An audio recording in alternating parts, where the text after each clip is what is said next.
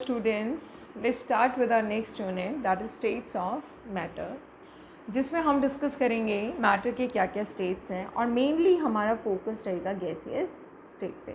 ठीक है बेटा, यूनिट को अगर हम पूरी यूनिट को देखें तो इनिशियली हम वही स्टेट्स ऑफ मैटर क्या हैं, क्या उनमें डिफरेंसेस हैं, क्या उनके एग्जांपल्स हैं, वो सारी चीज़ें जो आप 9th क्लास से क्या उससे भी पहले से पढ़ने लगे हुए हैं। उसके बाद हमारा उसमें रहेगा मेन फोकस गैसियस स्टेट पे।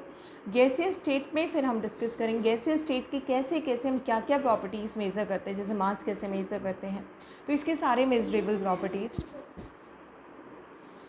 तो देखिए फिर उनके कुछ मेजरेबल प्रॉपर्टीज़ की हम बात करेंगे। तो इनिशियली हम स्टार्ट करेंगे कि मैटर जो है, मैटर के कितने स्टेट्स हैं, क्या है वो सारी चीज़ें, वो हम आप ऑलरेडी पढ़ चुके हैं, बहुत ज़्यादा डिटेल स्टडी। फिर हमारा मेन फोकस रहेगा गैसियस स्टेट पे। गैसियस स्टेट के बाद हम गैसियस स्टेट की क्या क्या चीज़ें डिस्कस करेंगे, इनकी मेजरेबल प्रॉपर्टीज़, मतलब क्या क्या चीज़ें इनकी हम मेज़र कर सकते हैं, like their mass, like their temperature, pressure etcetera. ठीक है, क्या और कैसे, ये सारी चीज़ें। उसके बाद हम गैसियस लॉज पढ़ेंगे। गैसियस लॉज मानी वो कौन से लॉज हैं जो इनकी प्रॉपर्टीज़ को कोरिलेट करते हैं, Boyle's law, Charles law, Avogadro's law, ये सारी चीज़ें। फिर उन सबको एक कंबाइन करके हम आइडियल गैस इक्वेशन पढ़ेंगे बेटा। आइडियल गैस इक्वेशन पढ़ने के बाद फिर हम kinetic theory of gases.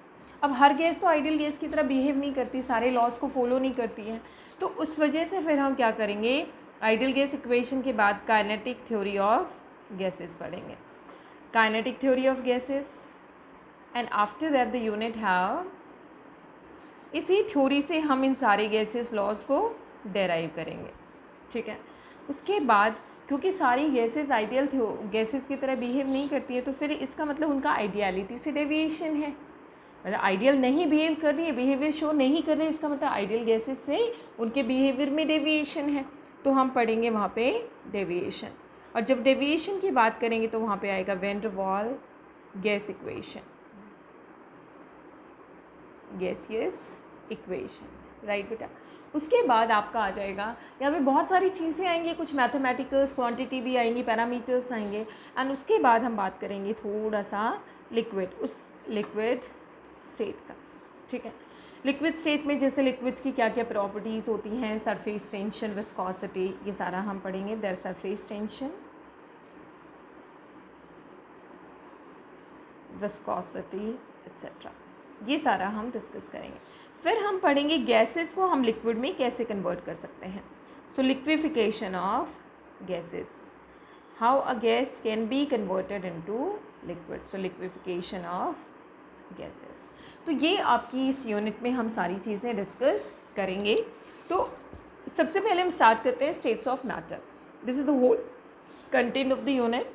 So states of matter की अगर हम बात करें बेटा, स्टेट्स ऑफ मैटर, मैटर आप सबको पता है, कोई भी सब्सटेंस जो स्पेस ऑक्यूपाई करे, जिसका अपना मास हो, जिसका वॉल्यूम हो, उसको हम क्या बोलते हैं, मैटर बोलते हैं। स्टेट्स ऑफ मैटर 3 हैं आपके मेनली जो हम पढ़ते हैं, सॉलिड, लिक्विड एंड गैसेस। ठीक है, अगर हम इन स्टेट्स की बात करें तो इन स्टेट्स में आप देखिए, आप स्टार्टिंग से पढ़ के आ रहे हैं सॉलिड्स के क्या कैरेक्टरिस्टिक्स हैं। Strongest interparticle force of attraction, weakest interparticle force of attraction, medium interparticle forces of attraction. Density की बात करें, maximum density, medium, minimum density. Compressibility की बात करें, मैक्सिमम कंप्रेसिबिलिटी, मीडियम, मिनिमम। तो ये सारी चीज़ें मैं यहाँ पे नहीं बहुत ज़्यादा डिस्कस करूँगी क्योंकि आप ऑलरेडी पढ़ते आ रहे हैं। तो एक चीज़ आप इनको फिर से एक बार रिवाइज करिएगा, रिकैप्चुलेट करिएगा, गो थ्रू करिएगा, characteristics of solids, liquid and gases. So mainly क्या चीज़ें हैं जो इनके स्टेट को डिफाइन करते हैं, मानी कैसे हम बोल सकते हैं कि एक सब्सटेंस सॉलिड है, एक सब्सटेंस लिक्विड है, एक सब्सटेंस गैस है। तो अगर हम देखें, दो फैक्टर्स हैं जिनके कॉम्बिनेशन से डिसाइड होता है कि सब्सटेंस का स्टेट क्या होगा। सो factors on which the state of matter depends, क्या क्या वो फैक्टर्स हैं, वो दो फैक्टर्स है बेटा। एक है आपका थर्मल एनर्जी और एक है inter particle force of attraction. Inter particle बोल दीजिए, inter molecular force of attraction, inter particle force of attraction, this is the second characteristics. अब थर्मल एनर्जी की हम बात करें तो थर्मल एनर्जी का मतलब जितनी ज़्यादा एनर्जी उतना ही ज़्यादा पार्टिकल्स मोशन में होंगे, ठीक है। और थर्मल एनर्जी अगर कम है तो उनका मोशन उतना ही ज़्यादा सीज्ड होगा, मतलब उतना ही कम पार्टिकल्स का मोशन होगा। सो देखो, high thermal energy, high thermal energy अगर हाई है सो पार्टिकल्स हैव हाई एनर्जी, इसका मतलब यही है काइनेटिक एनर्जी, उनकी काइनेटिक एनर्जी ज़्यादा है, इसका मतलब दे are in motion.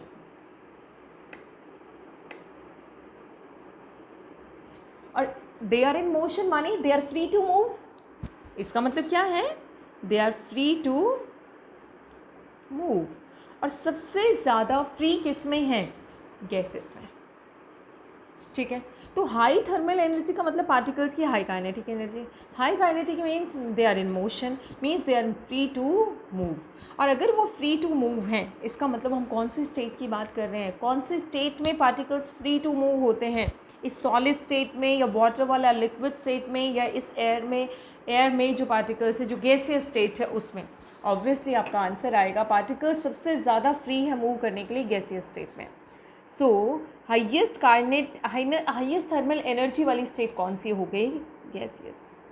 So we can say that highest thermal energy means with state gaseous. तो हम कह सकते हैं एज थर्मल एनर्जी डिक्रीजेस, जैसे जैसे थर्मल एनर्जी डिक्रीज होगी state changes from gas to liquid and liquid to solid, gas से liquid और लिक्विड से सॉलिड में स्टेट चेंज होगा, ये हो गया थर्मल एनर्जी। अब बात आती है इंटरमॉलिक्यूलर फोर्स ऑफ अट्रैक्शन। आप बचपन से शायद पढ़ते आते हो, जितना strong inter particle force of attraction होगा उतना ही पार्टिकल का सब्सटेंस का स्टेट सॉलिड होगा। तो हम कह सकते हैं कि strong inter particle force of attraction, ये कोई स्टैंडर्ड एब्रिविएशन नहीं है, शॉर्ट करने के लिए मैंने लिख दिया है inter particle force of attraction. अगर strong inter particle force of attraction है means molecules are close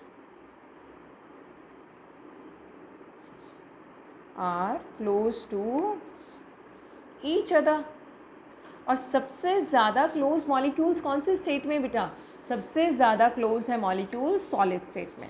so that means this defines strongest inter particle force of attraction किस में होगा, सॉलिड्स में। किस में हो गया बेटा, सॉलिड्स में। इसका मतलब हुआ as inter particle force of attraction decreases state changes from solid to liquid and liquid to gas. अब आप देखिए, अगर हम इन दोनों का कॉम्बिनेशन देखते हैं, strongest inter particle force of attraction मानी कौन सा स्टेट है, सॉलिड, और हाईएस्ट थर्मल एनर्जी इसका मतलब क्या है, गैसियस। तो गैसियस स्टेट के लिए क्या फेवरेबल कंडीशंस हैं, weakest inter particle force of attraction, highest thermal energy. तो हम ऐसे कह सकते हैं, अगर हम इन दोनों को एक साथ देखें, इकट्ठा हम इनको कंबाइन करें तो कैसे बनेगा, जैसे जैसे थर्मल एनर्जी कम होती है सॉलिड से लिक्विड, लिक्विड से गैस, जैसे जैसे थर्मल एनर्जी कम होती है गैस से लिक्विड, लिक्विड से सॉलिड, और जैसे जैसे inter particle force of attraction कम होता है, inter particle force of attraction कम होता है सॉलिड से लिक्विड, लिक्विड से गैस। तो इसको उल्टा करते हैं, जैसे जैसे inter particle force of attraction बढ़ता है गैस से लिक्विड, लिक्विड से सॉलिड। तो हम यहाँ से इन दोनों को अगर देखें तो हम कह सकते हैं as thermal energy decreases gas से लिक्विड और लिक्विड से solid, as inter particle force of attraction decreases में तो उल्टा हो जाएगा, इंक्रीजेज। सो गैस से लिक्विड और लिक्विड से सॉलिड। सो देखो, गैसियस स्टेट के लिए क्या स्टेट फेवरेबल है situation, thermal energy highest for gases, इधर हम लिख देते हैं स्टेट इधर हम लिखेंगे थर्मल एनर्जी, इधर हम लिखेंगे inter particle force of attraction. देखो गैसेस के लिए थर्मल एनर्जी क्या होगी बेटा, highest, inter particle force of attraction weakest. Liquid की बात करें मीडियम, इधर भी मीडियम, मतलब ये इस तरीके से बैलेंस करेंगे ये कि थर्मल एनर्जी ज़्यादा हो और inter particle forces of attraction क्या हो, कम हो। यहाँ पे दोनों ही मीडियम मीडियम रहेंगे। और अगर हम सॉलिड की बात करें, सॉलिड में आपको पार्टिकल्स का पता है कि मोशन उनका ऑलमोस्ट सीज रहता है, एक जगह ही रहते हैं वो। तो सॉलिड्स में अगर हम थर्मल एनर्जी देखें तो थर्मल एनर्जी तो हो गई मिनिमम, और inter particle force of attraction क्या हो गया बेटा, स्ट्रॉन्गेस्ट। सो गैसियस स्टेट की अगर हम बात करें तो गैसियस स्टेट में क्या होगा, the state of the substance which have highest thermal energy but weakest interparticle forces of attraction present in them. So we define gaseous state like this. क्या होगा, the state of the substance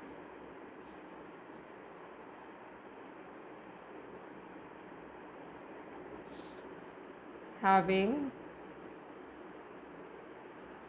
in which particles having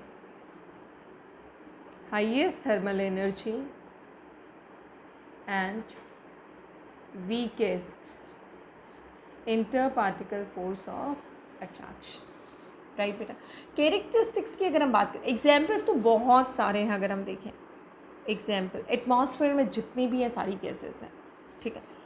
सो देखिए examples की हम बात करें, O2, CO2, helium, neon, argon etcetera, ये सारे के सारे क्या हैं, गैसियस सब्सटेंसेस हैं। पीरियोडिक टेबल में टोटल 11 एलिमेंट्स हैं जो कि स्टेट में एग्जिस्ट करते हैं, जो गैसियस स्टेट में एग्जिस्ट करते हैं। इनके कैरेक्टरिस्टिक्स की अगर हम बात करें तो कैरेक्टरिस्टिक्स है आपके, ये आप सबको पता ही है कि इनका कोई डेफिनेट शेप या डेफिनेट वॉल्यूम नहीं होता। They do not have no definite shape, कोई डेफिनेट शेप इनकी नहीं होती है, क्योंकि थर्मल एनर्जी बहुत ज़्यादा है, पार्टिकल्स मोशन में हैं, तो जहाँ भी फ्री स्पेस मिलता है वहीं ऑक्यूपाई कर लेते हैं। Have the shape of the container, having the, जिस भी कंटेनर में डालोगे, सिलेंडर में डाला तो सिलेंड्रिकल शेप, स्क्वायर कंटेनर में डाला तो स्क्वायर शेप, सो और स्फेरिकल कंटेनर में डाला तो स्फेरिकल शेप। तो जैसा भी हमारे पास कंटेनर होगा उसी का शेप होगा इनका। Having the shape of the container, no definite volume, कोई भी इनका डेफिनेट वॉल्यूम नहीं है। मैक्सिमम कंप्रेसिबिलिटी, कंप्रेसिबिलिटी इनकी क्या है बेटा, maximum, and that is the reason they are called fluids. In fact fluids में तो दोनों आते हैं, अगर कोई टर्म यूज़ करता है ना फ्लूइड्स, तो फ्लूइड्स का मतलब है they are talking, they we can consider both the states, that is liquids as well as gases. दोनों को हम कंसीडर कर सकते हैं अगर हम फ्लूइड टर्म यूज़ करते हैं, तो फ्लूइड में दोनों आते हैं, लिक्विड्स भी और गैसेस भी। इनके बीच में inter particle force of attraction क्या है, मिनिमम, थर्मल एनर्जी क्या है, मैक्सिमम, डेंसिटी मिनिमम। ऐसे करके बहुत सारे इनके कैरेक्टरिस्टिक्स हैं, वो सारा आपको पता है, हमने इनको गो थ्रू भी कर लिया है। So these are the general characteristics और just introduction of gaseous state. अब हम गैसियस स्टेट की मेजरेबल प्रॉपर्टीज़ की बात करेंगे, राइट बेटा, जैसे इनका मास है, प्रेशर है, टेम्परेचर है, इन सारी चीज़ों की हम बात करेंगे, मेजरेबल प्रॉपर्टीज़ ऑफ गैसेस।